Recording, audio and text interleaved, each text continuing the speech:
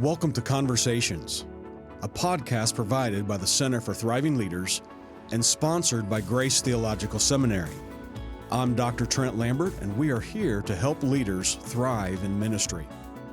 Let's jump into the conversation for today. Welcome to Conversations.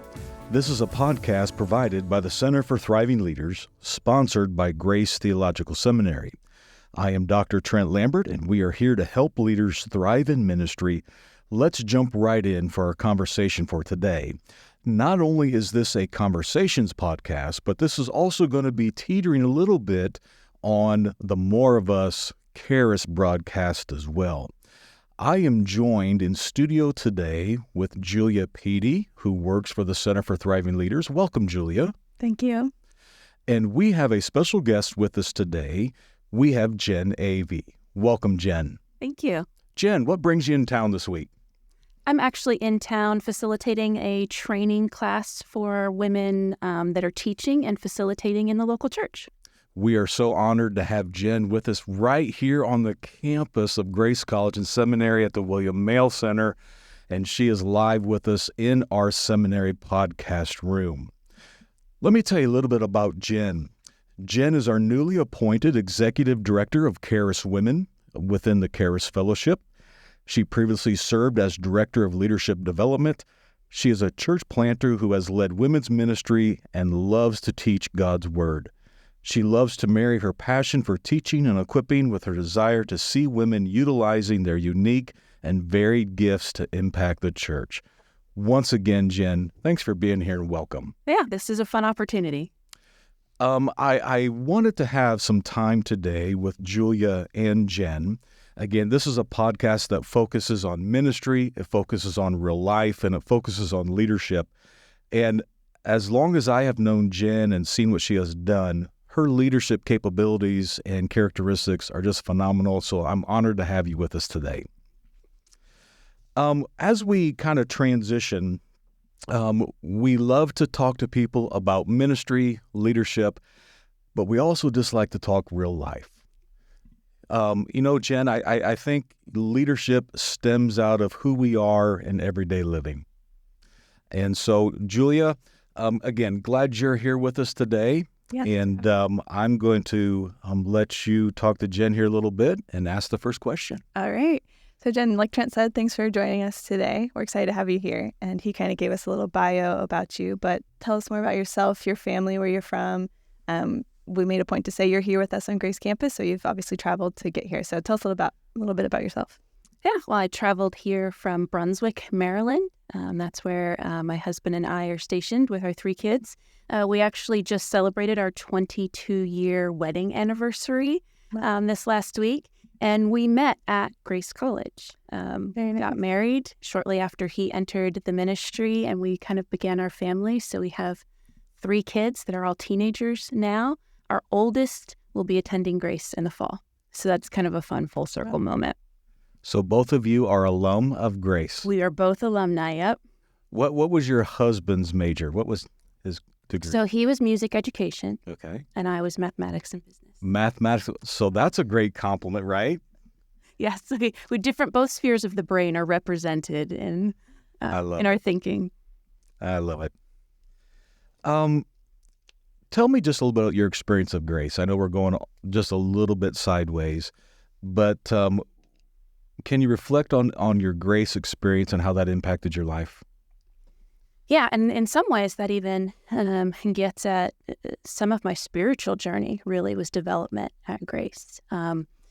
Like many, my faith became my own in those late high school and college years, and so Grace was a huge part of that.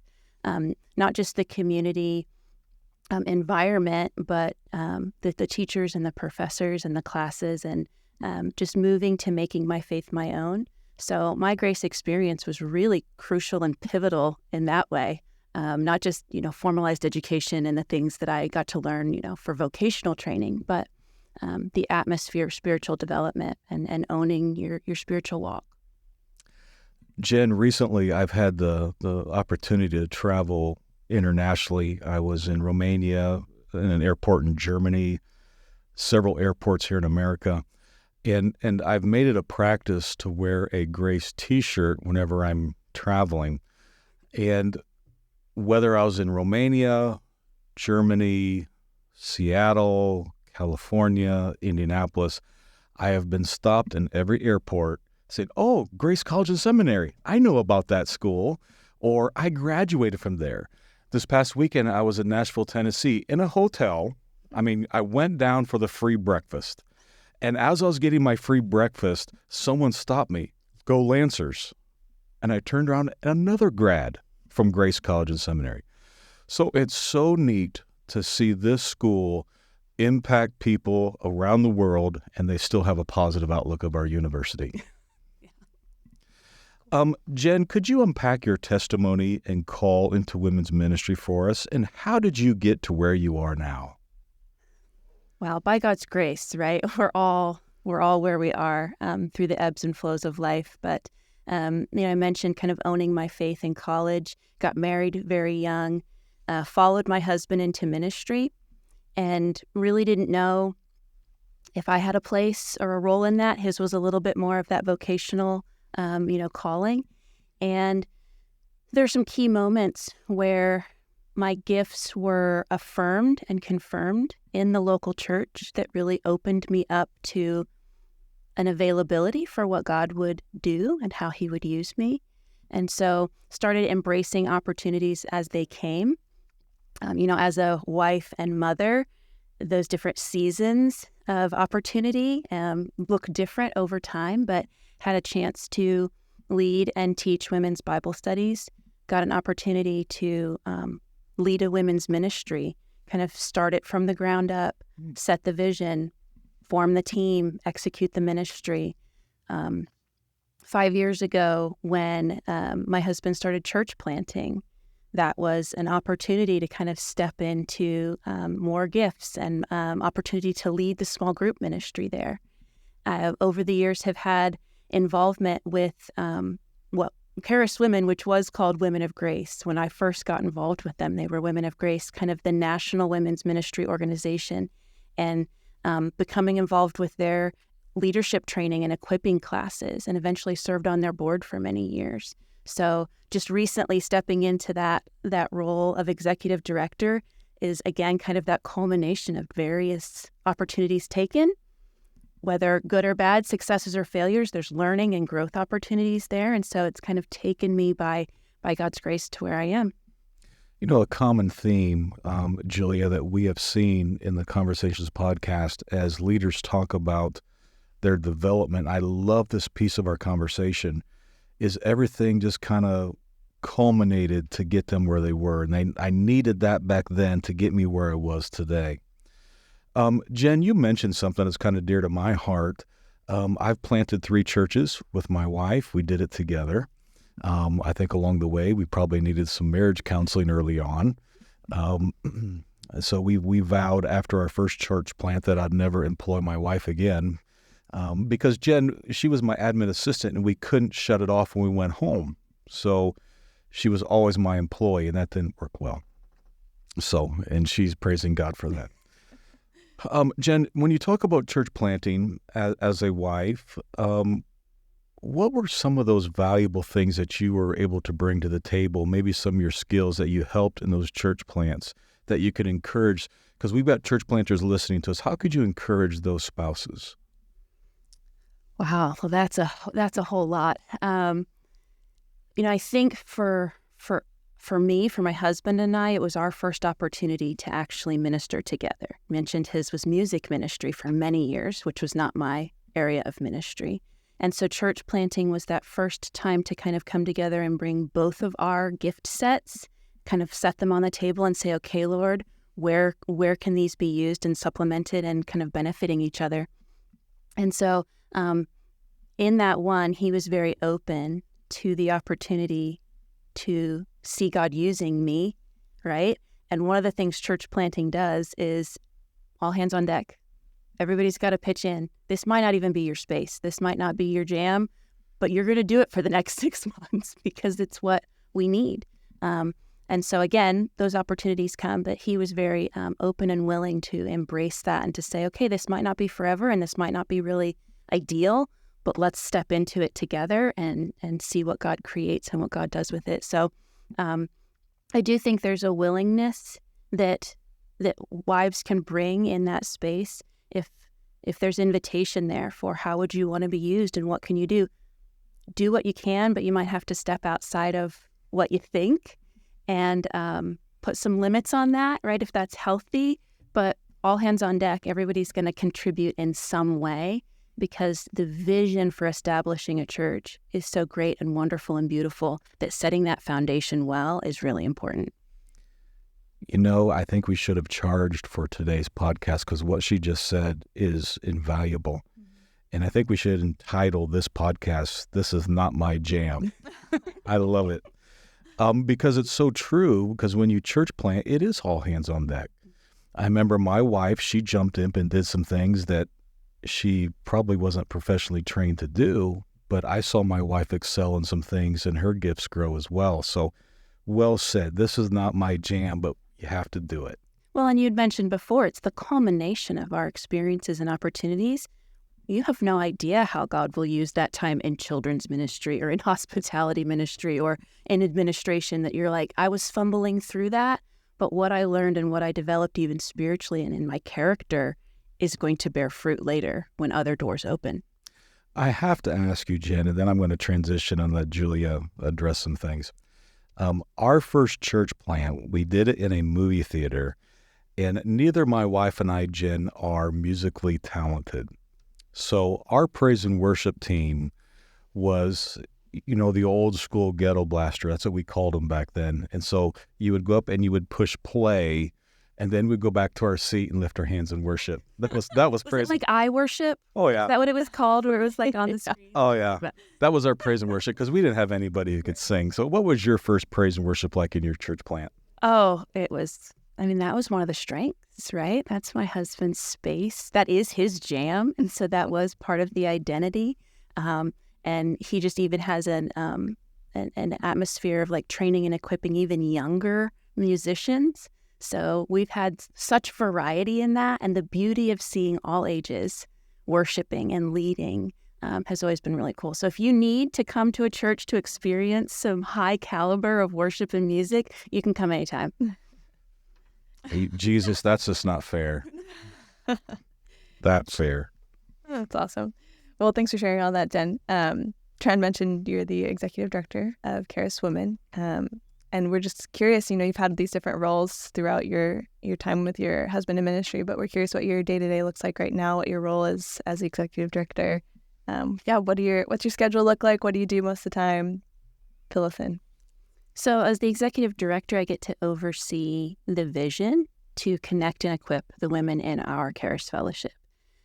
So much of that is just fleshing that out. What are some of these connection opportunities that I can help to craft and create, whether that's through events or networks or cohorts, for all women within our group of churches, but also for ministry leaders? What are some of those connection points? And then what would be equipping opportunities to help to develop them? What would that look like? I think about just the activities of the day. One, that's a lot of emails, right? A lot of phone calls. There's some travel involved there. A lot of prayer, but really at this stage, a lot of dreaming too, right? About what the future could look like. We believe that women matter to the mission of Christ. And so we take seriously their contribution, their need for growth and development and utilization within the church. So, dreaming about that and thinking about what could that vision be and what's the potential there, where are the gaps there so that we could see that kingdom impact. That's awesome. Thanks for sharing that.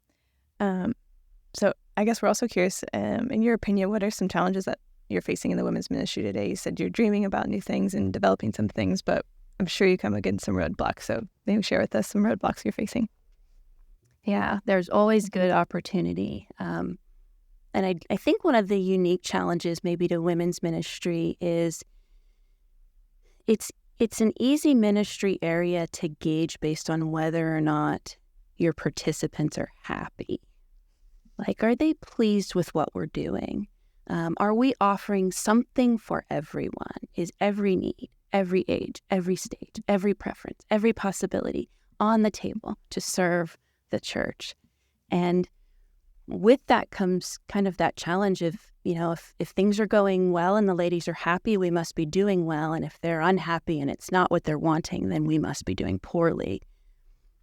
And that's really a faulty assessment or gauge, right, when it comes to the goal of what kind of disciples is our ministry producing and what kind of spiritual growth and fruit is the outcome. And when we're spread so wide, trying to, kind of meet every preference or every possibility, I think sometimes we can get lost in the weeds in that, and it can be really hard to add that depth and to continue even some of the development of even leaders or other women in that environment, because it's just too broad, and you start to miss some things. So I think that can be a pull and a challenge for women when they're thinking about forming women's ministries or stepping into an existing one where, there is just such a plethora of opportunities. How do you add real depth there?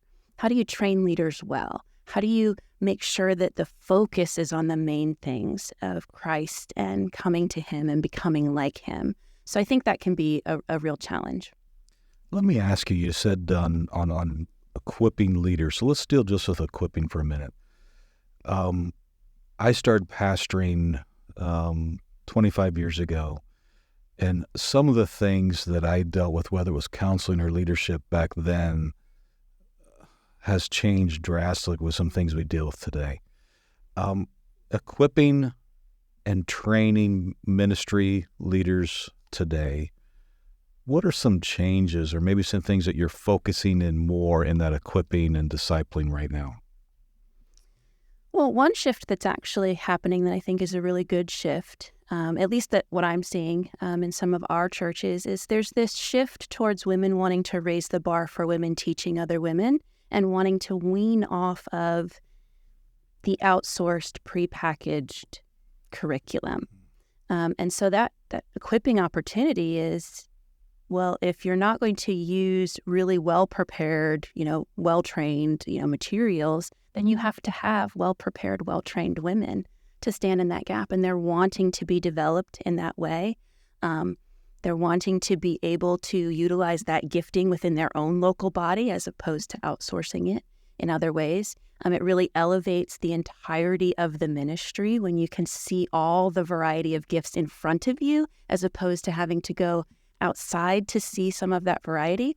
So that's a need in equipping, and that's an area where maybe hasn't always been the case to this extreme, but I think that need for Bible training and equipping, presenting, communicating, teaching, and that can fall into even small group facilitating, but that emphasis on women that can handle the word well, they're desiring to do that, but in a more formal way where they would be presenting it to the women in their church.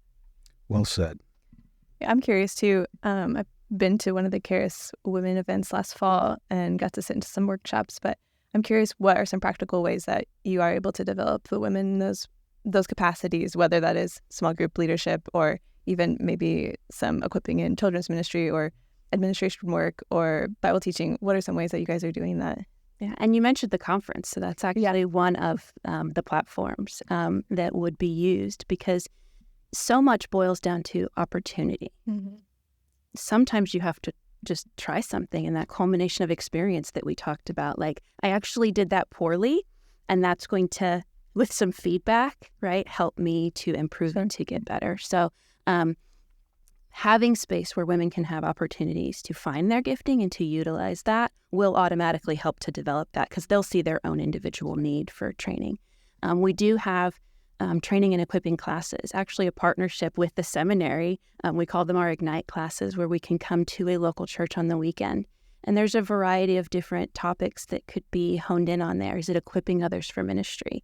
Is it spiritual growth and development, just kind of in general? Is it leadership principles and skills, facilitation, small group environments? So we do offer more specified training for that. And one of the values there, I think, that's important when it comes to just kind of the way that women tend to be wired is it's important that we have face-to-face time, that there's community in that training, that there's relationship in those environments, that it's not just read this book, watch this thing. It's this outsourced, distant thing. Like, let's interact. Let's talk. Let's get to know each other and let the Spirit even lead and guide how things might move forward, because we're going to encourage and admonish one another differently face to face, right, than just kind of general platitudes and principles. So I think there's great benefit there, and that is something that we work hard to do.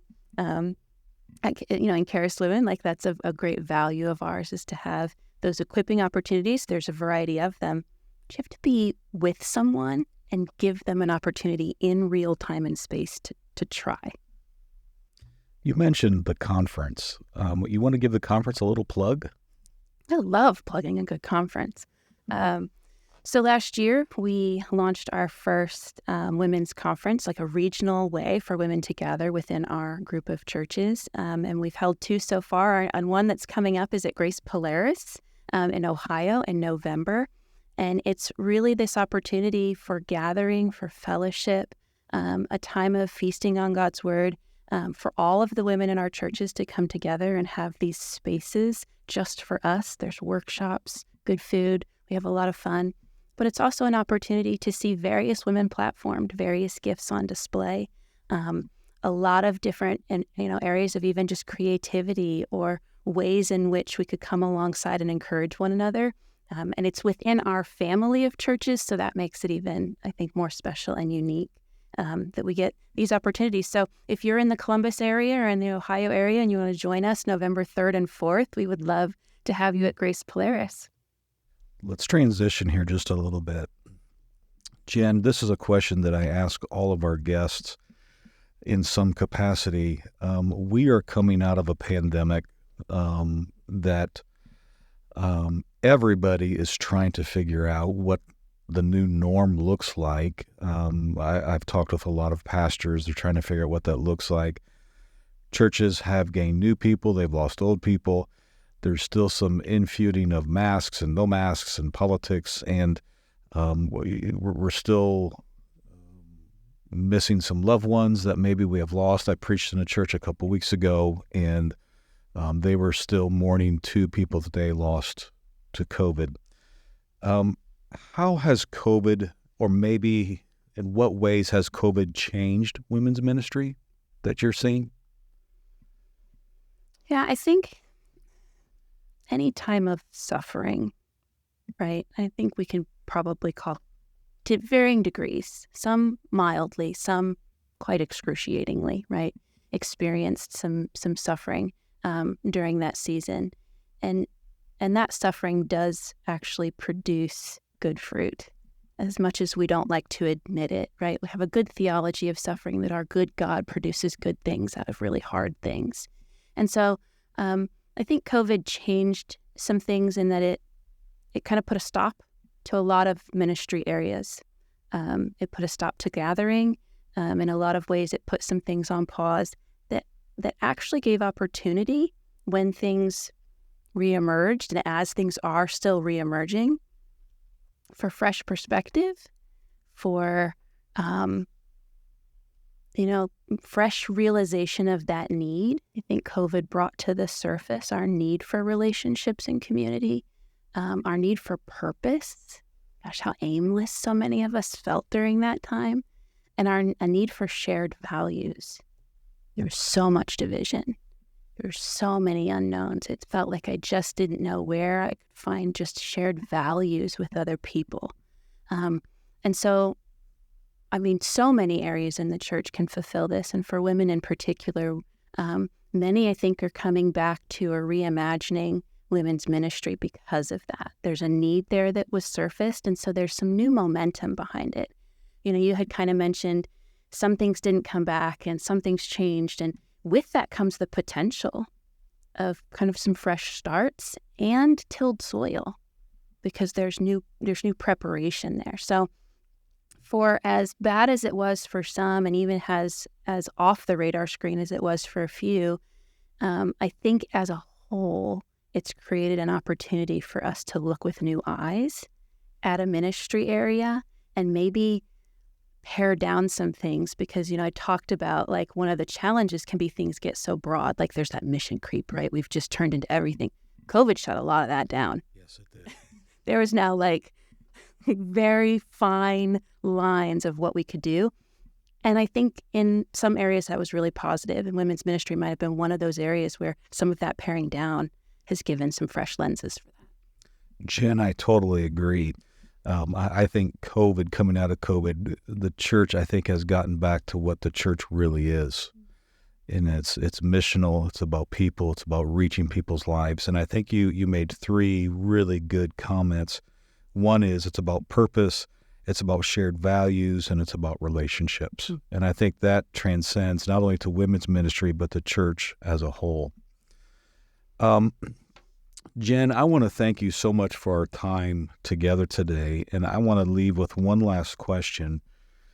Again, we have a lot of ministry leaders listening today, and what is one lasting pearl of wisdom of leadership that you could leave with our listeners today?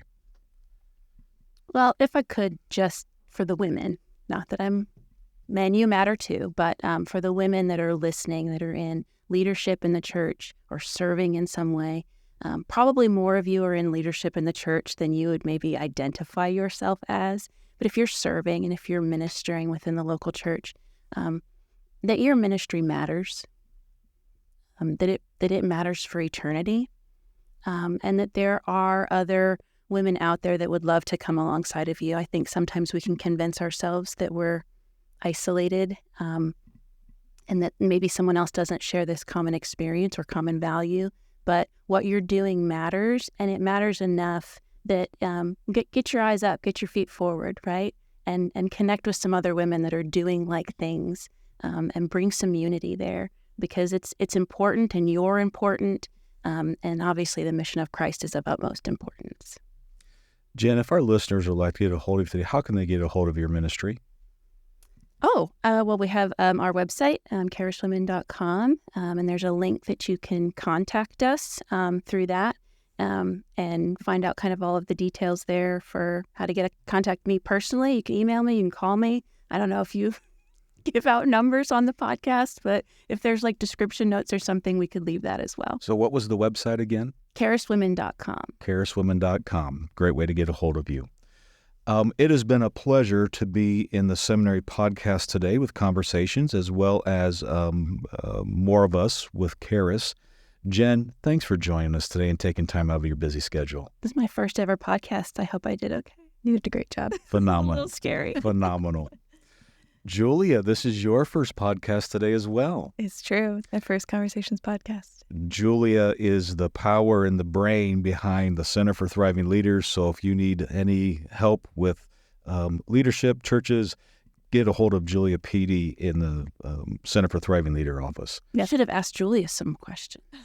We may have to the table. We may have to do that, Julia. Get away from that behind the from the front. Well, I was going to say thrivingleaders@grace.edu is the best email to contact if you do need to get a hold of the Center for Thriving Leaders. Awesome.